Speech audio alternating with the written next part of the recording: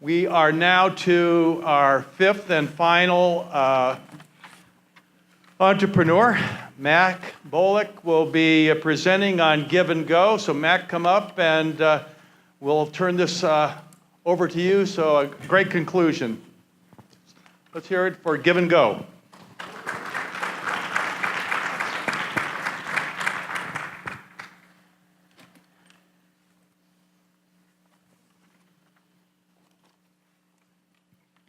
Meet Bill. He just stayed up till 4 a.m., editing, condensing, and breaking down the beatdown his team just took. Bill's the director of ops for the CU men's basketball team, and he spends an average of 4 hours per day on these same tedious tasks. But now he doesn't have to.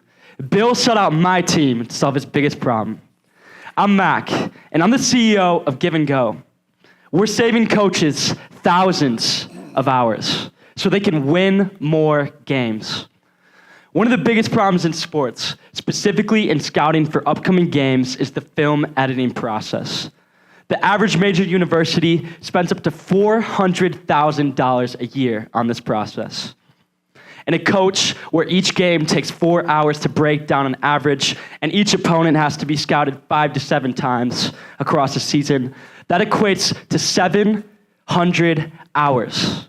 700 hours. That's 20% of a coach's whole life during the season.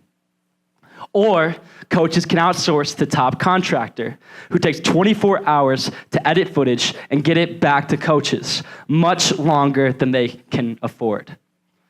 Because the existing solutions are slow and atrocious, Give and Go makes the video editing process easy. Our platform, on average, edits sports footage 72 times faster than a leading competitor and 9 times faster than a coach can, with even greater accuracy and additional functionality. What it takes a competitor's 24 hours to do with humans, our software does autonomously. And it's really that simple as a drag and drop.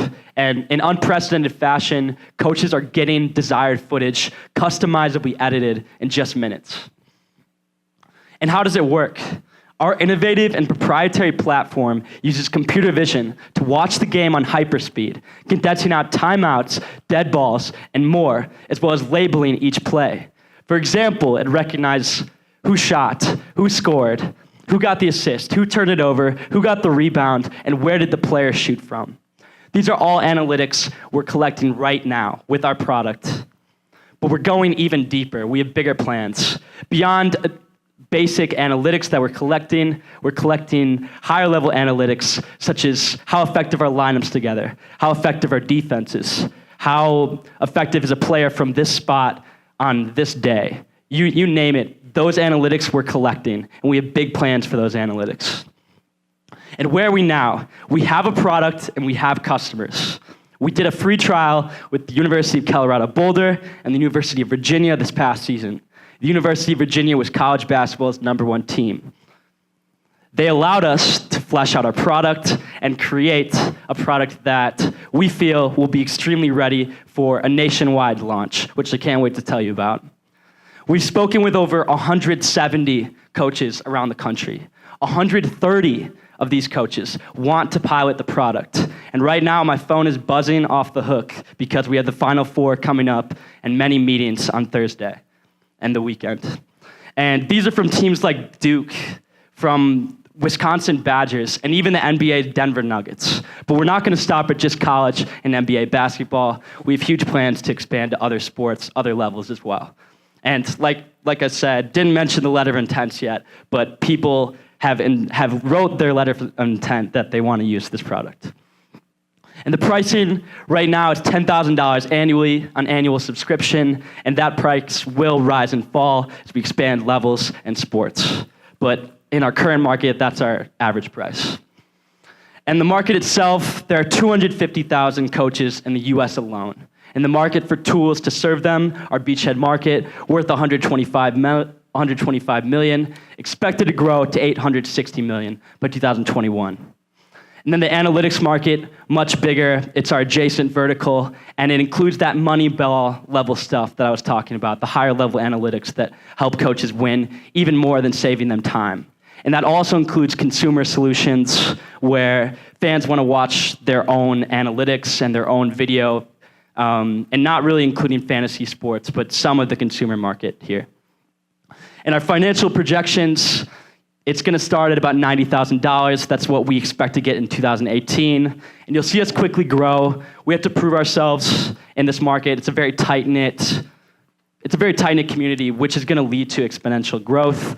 And you'll see the total burn as well, which is us reinvesting with our raises and allowing us to scale quickly and create that platform that isn't just for coaching tools, which can be a large company, but rather a massive company as we reinvest in ourselves. And you'll see that go to $21 million of revenue by 2022. That's just college football, NFL, college basketball, NBA. So we haven't really started diving into those lower levels, going consumer, which those plans are a bit further out as we continue to raise and grow.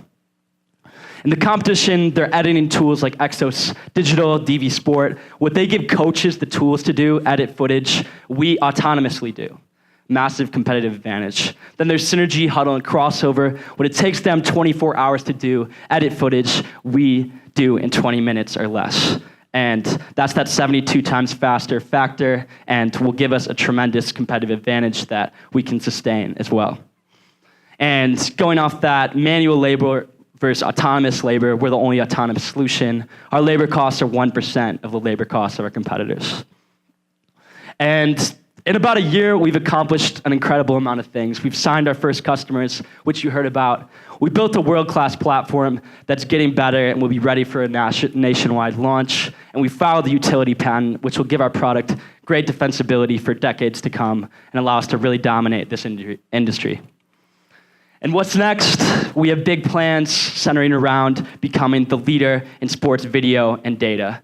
After dominating our beachhead market, there are a ton of different verticals we can explore, like becoming the Netflix of sports, allowing fans to create their own highlights, and revolutionizing the box score.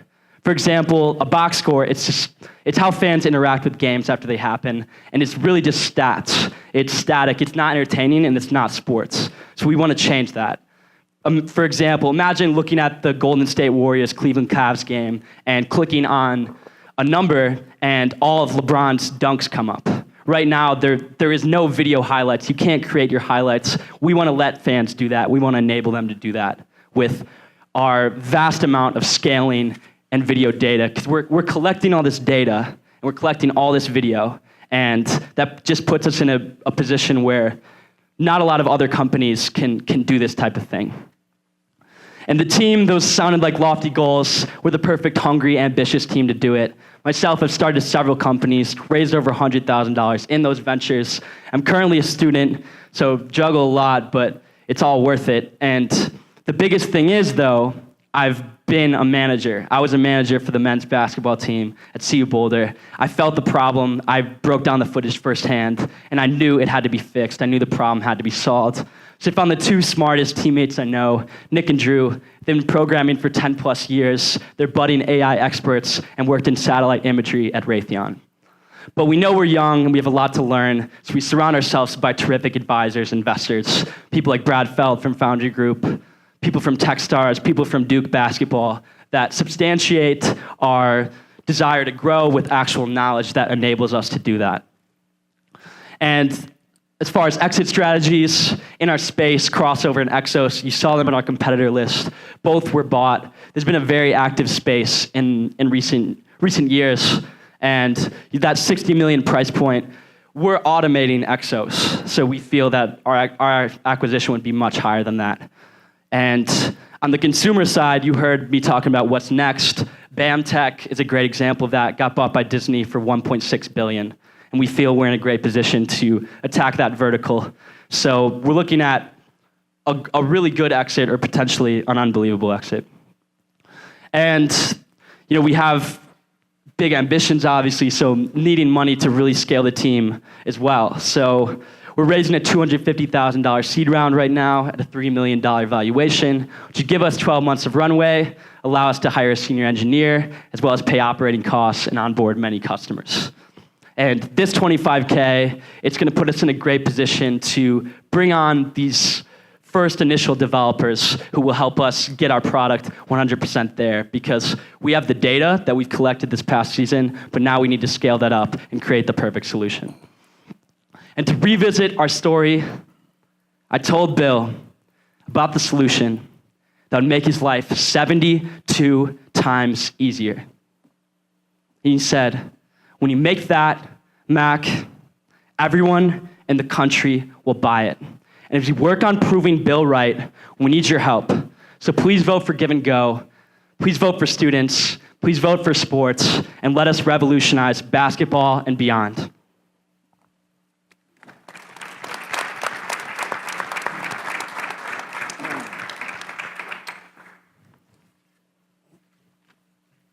Thanks for the presentation. Did I get right in your financials? I think I saw over about 5 years that there was about $20 million plus of loss and capital need. Yeah, And I get that you've got a big vision here. That obviously, if you design it that way, that's going to put a lot of pressure on raising a lot of capital. Help walk us through that. Why not try to be a little bit more lean in the way that you get through your first 2 or 3 years? Yeah, absolutely. So wanted to cover that, and really happy to. So you'll see the ability to break even at any time, and this is us scaling in a really competitive industry where we have a tremendous advantage to take the whole industry. So for example, you'll see Huddle. Huddle just raised $70 million to autonomously edit sports footage. So with that said, we have the patent, we have the head start, and we have the advantage. So we feel we need to grow quickly. Our patent will ward off a lot of the industry and a lot of, we think, their avenues. But by growing quickly, we're ensuring that dominance and ensuring our ability to take the whole market. And it's not a necessity. So that's where that ability to break it even at any time comes in. And we can be lean. We have massive margins, as you see. But we know that to grow quickly, it might not be in our best interest. But we're really open to learning more about that and exploring different options with that. Thank you. So I have a question in regards to, you're talking about NBA level of video clips. Isn't there some sort of licensure that's they're holding? And so how are you going to get a hold of all that? Yeah, that's a great question. So right now, they already submit their footage to Synergy, and to Huddle. So they're already doing that process, and that would essentially just be them submitting the footage to us rather than submitting the footage to Synergy. So it's a process that they're already doing. It would just be to us, and it would be much quicker, it'd be customizable, and it'd be extremely in their best interest, as you've seen with the traction. Can you talk more about the product itself and what the magic is that you're intending to do that hasn't been done before, and what the challenges are in actually executing that? Yeah, absolutely. So the product itself, it's an online platform. It's an online platform, and they log in, and all their footage, they upload their footage, and we break it down. So that's what it actually does. How it does it, I mean, it's largely computer vision and machine learning based. So what we found with the Huddles, the crossovers, the Synergies, they were trying to attack this problem, but really looking at it the wrong way, in that they're companies that started in about 2006 or 2008. So computer vision, machine learning wasn't really where it is today. And they weren't really hands-on with the problem where machine learning has gotten to its point where this is possible. So we're in a really amazing position of myself seeing the inner workings of it as a manager for the basketball team, and then the technology being there, the technology being able to do this with recent advances in machine learning. So the secret sauce, it's basically looking at the problem a different way and leveraging current technology that wasn't there when these competitors were attacking the market. How do you get to the 72 times? Yeah, so it takes our competitors 24 hours. So a coach will submit their footage. It'll be a full game, 2 hours, and that'll get broken down to 40 minutes by a human somewhere. Typically, it'll either be someone in India, or it'll be a college basketball fan or a college basketball coach, and they have to pay $25 to get the game broken down. So our software will break down the game for $1 or less, and it'll do it in 20 minutes. So that's the 72. It takes them 24 hours, takes us 20 minutes. That 20 minutes can get even lowered, but that's where it is right now. We think we can probably do it in a couple minutes. So if you look at the manual contractors, this is a follow-on, I think, to the previous question. I presume you have access to those tools, hands-on? Yeah, so being a manager, I was able to become, you saw on the last slide Bill and what he said to us. He's a mentor of mine, and we can see synergy. I go into the office and we look at Exos, we look at Synergy, we see how they're doing things, and we see that it's an obsolete product that was made in the 90s for both of them. And it's not just the pure functionality that's slower, it's harder to use than what we're creating. And us being so hands-on with the coaches, it's allowing us to create, and being so hands-on with what's currently out there, it's allowing us to create that perfect solution. And we're unbelievably excited about that. How about the quality, if you go and compare? It sounds like you've got the time thing under control, so to speak. How about the quality if you have a good manual contractor versus your autonomous footage editing? How do they compare? Yeah, so the quality, the biggest thing for us and our biggest competitive advantage there is customizability.